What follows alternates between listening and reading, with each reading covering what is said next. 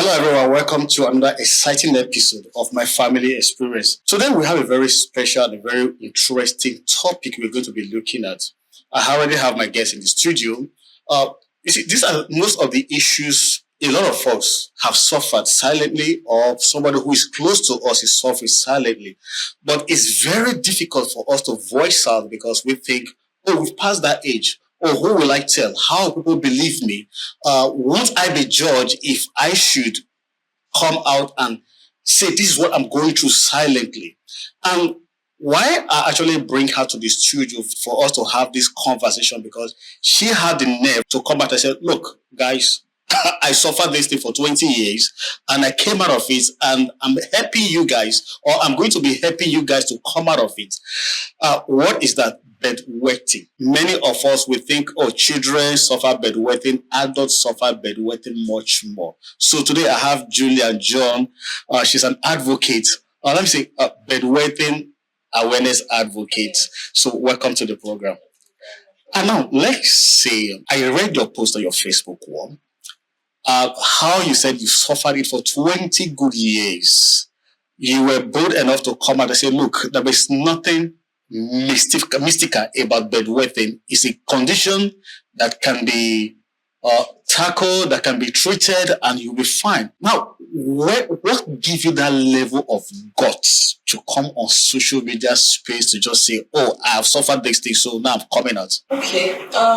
Well, I was tired of how I feel a lot of people go through this, and no one is willing to talk about it because of its embarrassing nature. Now, I have a first-hand experience of bedwetting. I know how traumatic it can be, and for the longest time, I actually thought that I was the only one going through it because I actually thought it was a spiritual condition. Yes. So I joined a support group online, and then I realized that wow, a whole lot of people go through this, not just Is it on Nigeria or Western. Okay, no, it's country. okay. Yes, I feel UK, but it's an online support group, so it's open to everyone. How does this begin to look for, or because you were concerned, you started looking I for? was actually tired of the condition. I was trying to battle it. I was trying to overcome it. So I started researching from one research to another, and then I bumped into it, and I was like, "Wow, this is it." And then I joined, but I had to fill a lot of forms because it's based on confidentiality. Okay. Yes, so you have to prove that you're actually going through this condition before you join. So fortunately for me, I was given the access, and then I joined, and I was wowed because a whole lot of people of different ages, ethnicity, tribe, and races, a whole lot of people go through this bedwetting, but yes, no one feels like, okay, we should talk about this. So I was moved to, why can't I start talking about it? Because I actually have a first-hand experience, so I can actually talk about it and people would listen. Mm-hmm. I was scared at first, but when you have the passion to do something, no matter the hurdles, you just go for it. And that was how I started. So when when you have the intention of coming out, who was the first person you tell? Oh, look, this is what I want to do. Wow. Actually prayed about it. Okay. Then you've told God. Yes. So who was the physical person you? Nobody. No one else. I just started. You didn't tell your mom, I didn't dad? tell anybody because my mom was skeptical. She was like, okay, don't tell people you finished, you stopped at 20. Just say it's 16. Just to paint it. I was like, no, I'm going to tell them exactly when I stopped. And I didn't even stop 20, I didn't stop 21. Over 20 years, right? So I'm going to say it the way it is. I'm not going to sugarcoat anything. It makes more sense because when you're being real. Yeah, so I told her about it, but she was skeptical, like, oh no, should she do this? Should she not do this? But when you're overwhelmed with passion, you want to really do something, I feel like you're not going to do it regardless of what people say. So that was what happened. So when she found out that you started doing this, what was her reaction? She's a proud person. She's really proud. At the same time. I'm proud of you. Because for you to have the nerve, because you see, one thing about our society is we say, oh, they are not speaking out. But when they speak out, we are very easy to judge. Oh, big girl like you. Yes. How could a big girl like you say you are going through this silently? How do you? Now, let me ask you, when did it occur to you that is abnormal? For at what age did you get to find out that look, this thing is no longer normal? Yeah, as a child, it's normal, but at what age did it become a great concern to you? And what was your parents' reactions to at that particular age? When we talk about bedwetting, I feel the moment you are able to fully develop your nervous system, Okay. the moment you can communicate, the moment you can think, the moment you can feel, you know when this is not supposed to be so. You know what is good and what is bad. What is bad? So I feel I knew that I was not supposed to be bedwetting at some certain age. I feel maybe 9, 5.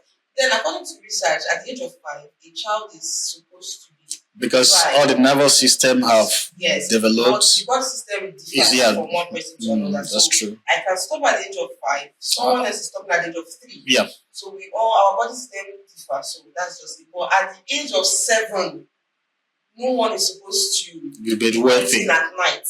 Yes, but life happens. I think so. People still. It happens, and you see, one thing I like about your advocacy is, big bold enough to tell people, look, there is nothing to be ashamed of in a thing like it's like people have mental disorder. When you tell somebody, oh, go and see a psychiatrist, the first thing that comes to your mind is, I'm not a Chris now. You understand? I'm not a Chris. Why would I go and see a psychiatrist? But you don't need to be use the word. Let me not use the vulgar word. But psychiatry help you balance your nervous system. When your nervous system is out of order, it causes a mental breakdown, and you begin to behave abnormal. Maybe going to drug, have some kind of maladaptive behaviors, and every other thing. So that is it. But now, how far have you gone in your advocacy? How far have you gone in your advocacy? Are people embracing it? Are people looking back to say, are they skeptical about when you talk about these things? Okay. So far, I wouldn't say I've gotten 100% of what I plan to achieve. But so far, it's been good. I've started this for I've been doing this for over 4 years now. Oh. And so far, we have gotten an immense result, both in Abuja, in the northern part, Kaduna, because I actually did an outreach there. Oh. Yes, last year. So far, it's been going well. Parents are actually supportive. Oh, God, my daughter is going through this, my son is going through this. What can I do? I really love what you're doing. A lot of people have come to my DM. I'm really proud of what you're doing. A lot of people have this boldness to come out and say this, but I'm really giving voice to the voiceless. So far it's been good. So let's talk about your journey, because that's where we started from. Let's talk about your journey. You did the research online, you joined the club. So from that joining the club to when you actually stopped, you discovered. So what happened? I joined the support group. Of course, I was still waiting in bed. I joined the support group. But what the support group did to me was actually reduce the hopelessness I was actually feeling at the time. Helplessness, the state of helplessness. Yes, helplessness. As if you're a victim. Yes. That victim mentality. That's true. So I was still going through it, but when you're going through bedwetting and you already feel so bad, you've given up. Not only bedwetting, anything in life, any addiction, whether you're addicted to alcohol, you're addicted to whatever, once that you start feeling bad, you start feeling as a victim, you start feeling as if, I think there are forces that are beyond me that are pulling. Yes. Once you have that victim mentality, you can't overcome. That's it. So, if I narrow down to bedwetting, this is what I went through. Bedwetting actually gave me a tough time. I the psychological effects, low self-esteem, depression, because I went into series of depression. I can't begin to talk about all of that, and low self-confidence, anxiety, trauma, all of these things. I felt really hopeless, and because I'm already a grown adult, I know that in no distant time I should be in my husband's house. Would I still Will it still continue? Would I still continue? I was really hopeless, at the same time helpless. I can't talk to anybody about it. No one has an answer for me. They're always dishing out a lot of strategies that do not work out. Don't take water by 6. Don't sleep deep. Don't do this. Don't do that. All of those things in the grand scheme of things does it work? Yeah, it doesn't work. So joining that support group really opened my eye to a lot of things. Because there's this thing, I wouldn't say, I don't know if I should call it psychology, but when you see that, when you feel like you're the only one going through a certain plight, and then you meet someone else going through it, there's a way. There's a relief. Yeah, there's a relief. There's a relief that comes along with it. There's a relief. So when I saw that I wasn't the only one at this age who goes through this, I was really calm. I became calm. I was like, okay, I'm not the only one. This is not a spiritual problem. Okay. Were you ever told that it's a spiritual problem? Yes, a lot of times. A lot of times. So it's like kabashing. Oh my goodness, I don't know if I should speak about my church experience. Please. I went to churches. I went to a lot of churches. I did a lot of things. Pray, fast, do this, do that. They all help, but I don't know what to say. After joining the support group, and then were additional strategies that actually worked for them. And then I said, okay, since I'm okay now, I feel like I can tackle this. I started researching, and then for the first time in my life, I was really committed to actually stopping. You understand? I was committed to stopping, and I was really hopeful that yes, if I applied this strategy, I would stop. And then I started researching. I saw a lot of things, and then I joined a class, and they were giving us the tips and all of that. I started doing all of those things consistently this time. I was doing it consistently. I was determined, and I was cooperative with the strategy, and that was how my healing came. I didn't even know that I was tired because since I got the relief, but even if I made wet, you no longer feel guilty. I don't look at. You no longer condemn yourself or judge yourself. Find yourself in that position of judgment. Yes, I just do what I need to do, clean the whole mattress, do what I need to do, and then we go again the next day. That was the hope that I had. I must stop. And then I was not feeling guilty. I was no longer ashamed like that. And then one day to another, I was having more dry nights. And then one day. And your confidence started building up. Yeah, I started working on other aspects of my life. I didn't want anything to revolve around bedwetting anymore. And then finally, I woke up, I think after 3 months or 4, and then I realized that in the past 3 months, I haven't that means you were no longer conscious. Yes, I forgot. You were no longer conscious about it. Yes. Unlike before even going to bed, you are conscious about it. I literally had insomnia. Yeah, certainly. Actually, I know it's difficult for you to open to somebody a bedwetting though. Honestly, it's difficult. Sometimes it's better for someone for you to go to someone's house and then it happens. Yes. And then you say, Then you not start explaining than just saying it at bedwet. Now, let's talk about the religion aspect of it. When you were going to churches, what were they telling you? What were they saying? What were you fasting, praying for? What kind of spirits were they telling you to bind and cast? Very funny experience. Anyways, I went to churches. And I was really eager to get a solution. When you're desperate, you are bound to open up yourself to all kinds of things. So I spoke to a lot of pastors, and they were like, okay. This case is not the case that someone can just bring to you. It's prayer. So, like, okay, pray. They'll just give me fasting. A lot of people give me fasting and prayer. 7 days, 21 days, 3 days. And then I did all of those. They'll give me anointing oil. One even gave me anointing that I should put on my. Are you kidding me?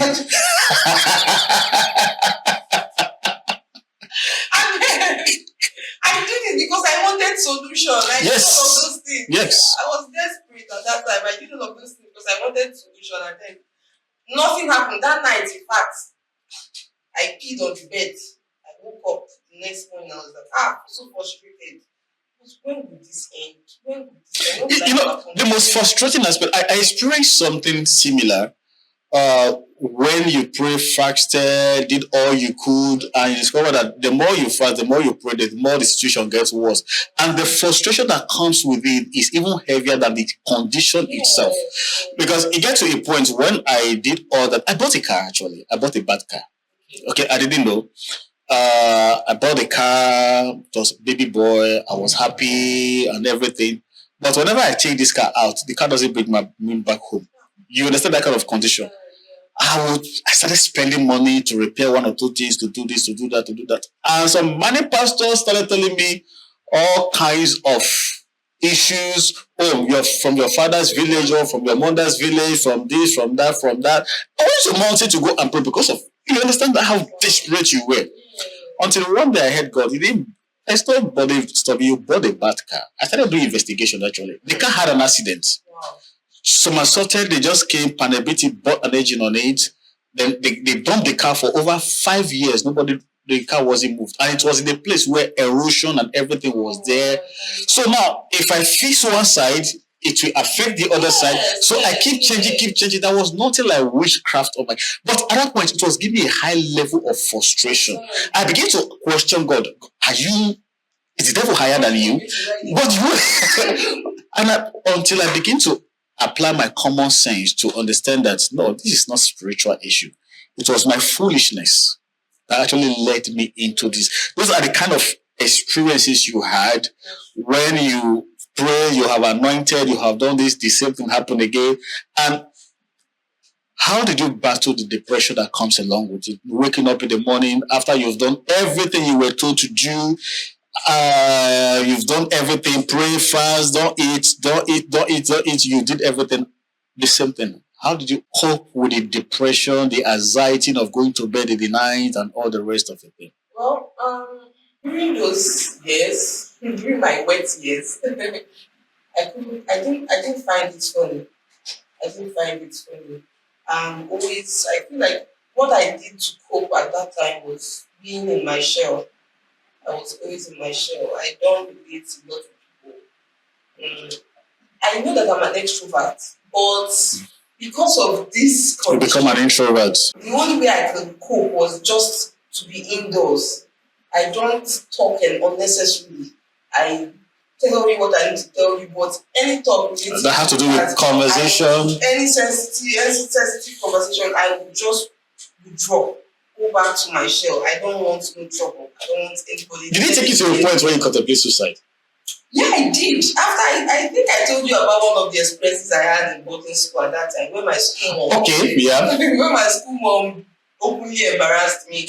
She told me to come out on my mattress, and then she told everybody in the school, in all the female in the hostel, that I went to bed, and then she said I should go and bring my mattress, and I brought my mattress out, and then she was showing them the map of urine on my mattress. That can they see? Look at this big girl, because I'm in a big size. So even if I was still a little girl at that time, nobody would believe because of my your size. Body size, yeah. So look at this big girl still getting on the bed at this age, this one, that one. And then I think I was 14 in SS1. 14, 13 thereabouts, I can't really remember. And then she was like, what I'm going to do now is I will take this mattress on my head and dance around the hostel. And they should bring their buckets and hangers so that they can beat drum for me. And how were you feeling at that moment? I wanted the ground to open so that I can enter, let it swallow me. I was praying for death at that moment, to be very sincere. I was praying for death because I couldn't imagine why should the humiliation. do this. Then people were mocking me. I could see my friends that were laughing. I could see some people having pity. I could see some people saying it's good for her. I could see a lot of things that day. And then I was dancing. I forgot the dance. I think it's Etigi. I can't remember it's Etigi. She was saying I should dance the Etigi. Round the hostel. If I don't dance, she will flog me with hanger. That's how I was dancing with that mattress on my head. Now imagine someone's child going through this scenario. After that day, I had this painkillers in my bag. My mom used to give me painkillers. This I don't know if I should call it paracetamol. And then I just popped open the whole tablet, and then I started drinking all of them at once because I wanted to die. Then I drank all of them. I sat down on my bed, arranged myself, and waited for death. Covered myself with blankets, and then before you know, my stomach started disturbing me. I had to go and throw up. Then I vomited everything. I remember I was like, "Hi, what's the meaning of this now? Why can't I just die and just leave this world?"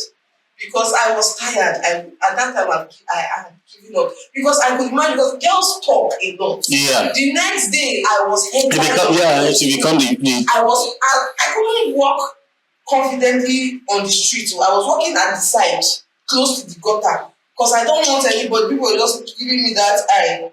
And even if they're not talking about you, but your mind already is there. So a lot of people were giving me some kind of look after that day. Some told their boyfriends, their friends, their male friends. I went to the class. They were just looking at me. I couldn't see a word. And I was battling. That was when the depression even grew. And the fact that I can't report this case because my matron was there when they gave me that punishment and she said nothing. The two matrons were there and they said nothing. They did nothing. So who are you going to report to? Oh my God, I couldn't tell anybody. So I was just battling alone. I was battling this alone. I didn't make friends. I didn't have boyfriends. I didn't do anything. I was just alone. In my shell. Now, thank God you're an advocate. So, as we're talking about other people that are hearing us, they understand that it's a condition that can be overcome. So now let's look at the scientific reasons for the bedwetting. Like you said, some people have it, some people don't have it. What are the causes of bedwetting? There are different causes and different things that promote bedwetting as well. Now, looking at it medically, bedwetting, we call it enuresis, right? So there are different types. So a lot of people can go through bedwetting, but they have different types. They go through different types of bedwetting. In my own case, I went through primary nocturnal enuresis, which is bedwetting since birth and then at night, because it happens only at night. No matter how deep I sleep during the day, it doesn't have okay. To go and urinate. While some other people go through diurnal enuresis, meaning they wet during the day and never at night. It is a rare condition, a rare type of bedwetting, but it happens. Now we have the secondary enuresis. Some people do not wet the bed. They were not born bedwetters, right? But because of some cases, some things that happen along the line, they begin to wet the bed. We call that secondary enuresis, right? So those are the four basic types: nocturnal enuresis, primary enuresis, secondary enuresis, and diurnal enuresis. Now, the common type is primary enuresis and nocturnal enuresis. So there are different causes, there are different rationales as to why bedwetting happens to people. Now, bedwetting is a transgenerational condition, meaning it's in the gene. Now, if you have a parent who wets the bed, there's high tendency for you to of you wetting the bed. Now, in my own case, from my dad's side, it's in the family. So I have cousins who also wet the bed, but they stopped at a certain age, like 15, 16, 17. I was the only one who exceeded that age. Right? So it's in the family now. Now, there are other cases of anti-diuretic hormone. Now, the brain releases what we call the ADH, anti-diuretic hormone. Now, this hormone is responsible for reducing the production of urine when the body is asleep, when it's ready to take its rest. Now, in some people, these hormones are effective, while in some, the hormone is not sufficient enough to do its work. Bedwetting occurs. That's why you see some people, no matter how long they sleep in the night, they will never wake up to go and urinate till morning. While some people, they don't bedwet, but they wake up to go and urinate 2-3 times to wake up to use the toilet. Now, it's either they have a low amount of anti-diuretic hormone or they have small bladders, right? Now, for bedwetting, the ADH, insufficient ADH causes bedwetting. Now, deep sleep too is another cause of bedwetting. Deep sleep promotes it because you can have a small bladder, but if you're sleeping deep, you won't wake up to go and urinate. Yes. So deep sleep promotes bedwetting. So some people have small bladder, while some people have. Not like the bladder is small technically, it's just that maybe due to the way they were trained, when they were little, they can't wait for the bladder to fill up easily. Okay. Bladder will just, the urine will fill to some certain extent, not fill. So they start feeling pressed. Yes, they start feeling pressed to go and ease themselves, not necessarily that the bladder is small. Yes, like that. And then we have constipation. Constipation is a huge factor when it comes to child bedwetting. Most times, some children go bedwet not because of gene or small bladders or whatnot, because they are going through constipation. So when you treat constipation, you automatically treat the bedwetting condition, right? If you treat the constipation, you've treated the bedwetting, because the bedwetting will stop. And then some people eat a lot during the night. You eat too much, overfeed yourself. You now see that you're placing a lot of pressure on the bladder. The same thing with constipation. When you place a lot of pressure on the bladder, it becomes the bladder becomes uncomfortable and wants to void at any given time because of the pressure placed on it, right? And then we have UTI, urinary tract infection. It's one reason why adults actually bedwet. If you're a deep sleeper and you're having UTI, one of the symptoms of UTI is frequent urination, right? And then when you're sleeping deep and you're experiencing UTI, you will definitely bedwet. So those are the causes of bedwetting. There are lots more. Now, when it comes to secondary enuresis, diabetes actually one of the symptoms. Okay, yeah, I know diabetes. Yeah, is frequent urination. And if you sleep deep, if you're unconscious or if you're not conscious of it, you can wet the bed. And then we have prostate cancer, right? We have seizure disorder. One of the symptoms of seizure disorder is bedwetting.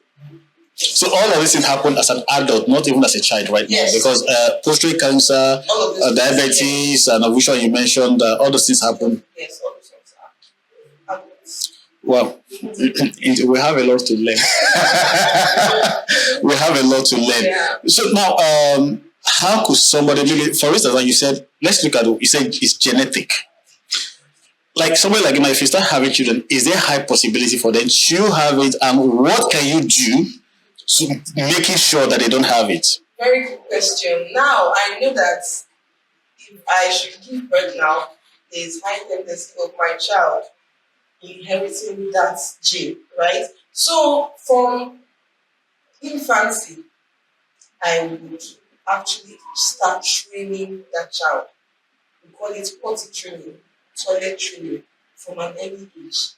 From 2, we start teaching the child how to wake up when they are pressed. And if it persists at age 4, I will definitely get the bedwetting alarm. It's an alarm that detects when there is moisture. I didn't bring any of that. Okay, maybe next time you will. So that alarm is like a wristband. You just put it in your wrist or your elbow rather, and then it has a wire, you connect it to your underpants, and then the child can sleep. The wire is very long, so it's no matter how the child moves. Child grows, it's still good. So you connect it there, and then the child goes to bed. Whenever it detects any moisture, the alarm goes off, and then it either vibrates or it sounds, and then it's very loud. So the child will wake up, no matter how deep they sleep. The child will wake up, or you, the parent, will wake up, wake the child, and then the child goes to the toilet to finish urinating. Now, when you do it for a significant period of time, what it does is trains the brain, yeah. Recognize the bladder. So that is like one of the most effective way of treating bedwetting, because bedwetting actually is a brain bladder disorder. It's a brain bladder disorder. When you retrain the brain, they won't bedwet. That was what I did. I didn't get the bedwetting alarm, but I had to retrain my brain rather, to recognize when I am pressed, because it was a dysfunction, it was a misconception between the brain and the bladder. Yes. Wow. Interesting. I wish honestly this conversion. So okay, now we've said everything. Let's say for instance, somebody who is in your shoe right now, who is suffering silently, what are the 2 major things you have to say to this person? First and foremost, speak up. Because you can never tell where your solution can come from. Speak up. But what if people are speaking of the funniest thing they are afraid of is being judged? Yeah, people are afraid of being judged because if I text somebody who can help me, the person take it to another person, the other person take it to another person, I become a laughing stock in the environment in the streets. That's valid. But if you really want help, you can't. I don't know what's in your mind. I don't know what you're thinking of. I don't know what you're going through. I don't know what your plights are until you tell me. You can't go around telling a lot of people. You should be able to discern who should I tell. Go to the right people, meet the right people, and then speak up. That's the only way you can actually get help. Speak up. Then the second one. Then the second one, I would say, be prayerful. Be prayerful. Be prayerful because you have to be. It is necessary. I'm a Christian, I'm a believer, and I always say it works for me. With the help of the Holy Spirit, I was able to also tackle the person. Because through his guidance, because praying and praying and praying and praying and not doing. I was doing a lot of prayer and I was not doing, and you weren't practical. Yes, so there's no how it would work. So, and I was able to communicate with the Holy Spirit. I did the right thing, and he helped me, guide me, and I was able to be consistent in doing the right strategy, and that was how I got my deal. Yes. Wow. So open up and then involve them. Julie, I want to thank you very much for coming for this program. I'm so excited for the enlightenment you have created. I think any of our listeners or viewers watching you, I think your details will be posted there. So, viewers, if you know anybody or you are the kind of person who is passing through the same kind of experiences, there is nothing wrong with you. But the only thing wrong with you is you have not been able to come to a place or you are not hungry enough to look for solution. If you're hungry enough, like the way she did, you will find solution. There is nothing to be ashamed about. Speak out, speak to the right people, and you will find right solution. So I think this is where we draw the program for today. My family life experiences until I come your way again next same time next week. My name remains Prince Mado Jemu Alice. Bye bye for now.